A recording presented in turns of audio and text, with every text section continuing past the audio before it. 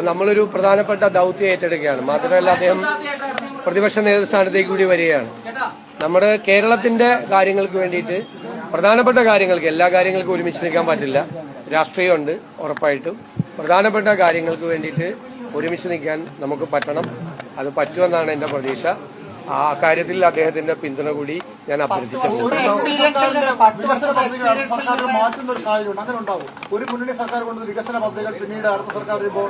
ഒരു കാരണവശാലും മാറ്റില്ല.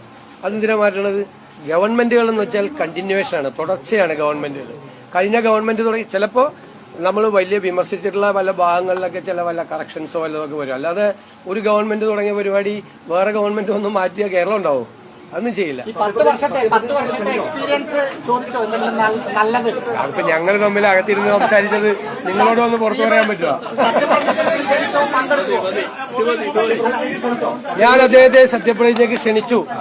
പങ്കെടുക്കുമെന്നാണ് പറഞ്ഞത്. തീർച്ചയായിട്ടും.